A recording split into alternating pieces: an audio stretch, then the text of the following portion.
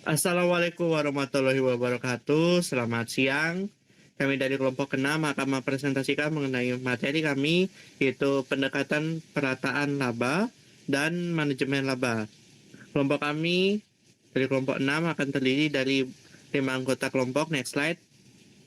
Yang pertama ada saya sebagai moderator dengan nama Stephen J. Manuel dengan NIM terakhir 309, ada Ahmad Hakim dengan NIM terakhir 308, ada Sandria Dia dengan NIM terakhir 034, ada Afen Azanzarin dengan NIM terakhir 081, dan Dini Ariajani dengan NIM terakhir 199. Baik, untuk next slide, saya persilakan untuk anggota yang bertugas dapat menyampaikan materi tersebut. Baik, pada slide pertama ini kita akan membahas tentang pengertian perataan laba. Apa sih perataan laba itu? Perataan laba merupakan tindakan yang sengaja dilakukan oleh manajemen untuk membuat laba terlihat lebih stabil dari waktu ke waktu. Jadi bukan berarti selalu menaikkan laba, tetapi lebih ke mengurangi fluktuasi supaya terlihat tidak terlalu naik turun. Secara teori, hal ini sudah dijelaskan dalam agensi teori di mana ada perbedaan kepentingan antara manajer dan pemilik perusahaan. Karena manajer mempunyai informasi lebih, mereka bisa saja mengatur angka-angka akuntansi misalnya melalui akrual supaya kinerja perusahaan terlihat lebih baik dan stabil. Next slide. Nah, selanjutnya di sini saya akan menjelaskan tentang tujuan dari perataan laba. Yang pertama, untuk menurunkan resiko perusahaan. Laba yang stabil biasanya dianggap lebih aman dibandingkan laba yang naik turun drastis. Yang kedua, untuk meningkatkan kepercayaan investor. Perusahaan dengan laba yang konsisten biasanya dinilai lebih baik dan menarik untuk investasi. Yang ketiga, berkaitan dengan bonus manajemen.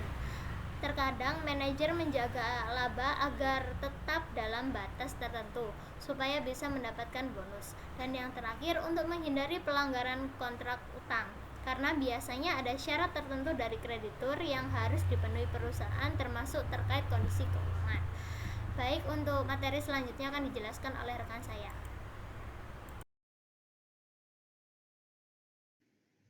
Pada slide ini kita akan mengenal jenis-jenis perataan laba. Menurut Apple, perataan laba dapat dikategorikan menjadi dua jenis. Yang pertama ada perataan alami atau naturally smooth. Terjadi karena proses bisnis perusahaan yang stabil tanpa adanya campur tangan manipulatif. Yang kedua ada perataan disengaja atau intentional smoothing. Real smoothing dilakukan dengan manipulasi transaksi ekonomi secara nyata, misalnya mempercepat atau menunda biaya riset dan pengembangan. Lalu ada artificial atau accounting smoothing, dilakukan melalui pemilihan prosedur akuntansi atau manipulasi estimasi akrual, misalnya mengubah metode depresiasi atau estimasi piutang tak tertagih. Lalu di sini ada juga indikator pengukuran laba. Salah satu metode paling populer untuk mendeteksi adanya perataan laba adalah penggunaan indeks Excel. Indeks ini membandingkan koefisien variasi laba dengan koefisien variasi penjualan.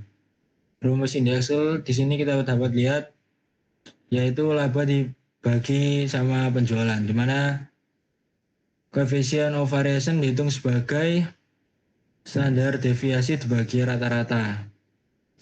Kriteria interpretasinya adalah jika indeks kurang dari 1, maka perusahaan terindikasi melakukan perataan laba. Jika indeks lebih besar daripada 1, perusahaan dianggap tidak melakukan perataan laba. Berikutnya akan dijelaskan oleh teman saya. Baik, yang selanjutnya ada dampak dari perataan laba. Jadi perataan laba atau income smoothing ini memiliki dampak positif maupun negatifnya. Karena di dalam satu sisi tindakan ini dapat membuat laporan keuangan dapat terlihat lebih stabil dan tidak berfluktuasi tajam dari tahun ke tahunnya, sehingga mampu meningkatkan kepercayaan investor, menjaga citra dari perusahaan, serta juga memberikan kesan bahwa manajemen itu dapat mampu mengelola perusahaannya dengan baik. bahkan dalam kondisi ekonomi yang tidak menentu. Selain itu, kestabilan laba juga dapat membantu perusahaan dalam merencanakan anggaran dan menarik calon investor-investor yang baru ataupun kreditor karena dianggap memiliki risiko yang lebih rendah.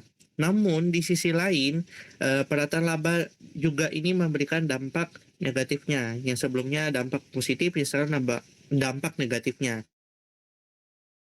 cukup sangat serius, yaitu di mana mengurangi transparansi bahkan kejujuran dari informasi keuangan yang ada, karena laba yang ditampilkan tidak sepenuhnya mencerminkan kondisi perusahaan tersebut, sehingga ekonomi yang sebenarnya, sehingga dapat menyesatkan para investor maupun pihak kreditor karena dalam pengambilan keputusan perusahaan. Jadi dalam intinya itu karena perusahaan ini kayak menutup-nutupin bahwa informasi keuangan mereka tuh kurang jujur bahkan kurang transparansinya. Selain itu juga jika dilakukan secara berlebihan atau terus-menerus, perataan laba ini bisa melanggar standar akuntansi dan etika bisnis yang ada, yang pada akhirnya dapat merusak reputasi dari perusahaan tersebut, menurunkan kepercayaan publik, bahkan berpotensi menimbulkan sanksi hukum bahkan kebangkrutan. Dalam jangka panjang dapat menghambat evaluasi kinerja perusahaan serta pengambilan keputusan yang sebenarnya karena data laba yang digunakan itu tidak akurat. Jadi dampak dari perataan laba ini sangat signifikan sekali, baik buruk maupun positifnya. Baik, untuk next slide, saya persilakan untuk yang bertugas. Baik, di sini saya akan menjelaskan tentang mengenai manajemen laba. Nah, secara sederhana, manajemen laba itu adalah tindakan yang dilakukan oleh manajer untuk mempengaruhi laporan keuangan dengan tujuan tertentu. Nah, namun tetap berada di dalam batas aturan akuntansi yang berlaku. Nah, jadi penting untuk dipahami bahwa manajemen laba ini tidak selalu melanggar aturan.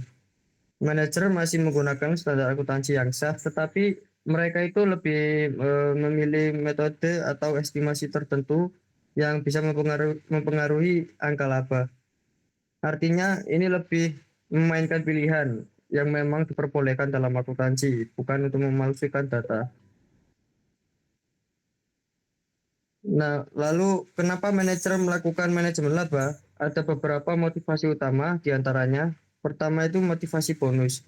Nah, biasanya manajer akan menaikkan laba supaya terlihat kinerja perusahaan itu bagus sehingga mereka bisa mendapatkan bonus yang lebih besar.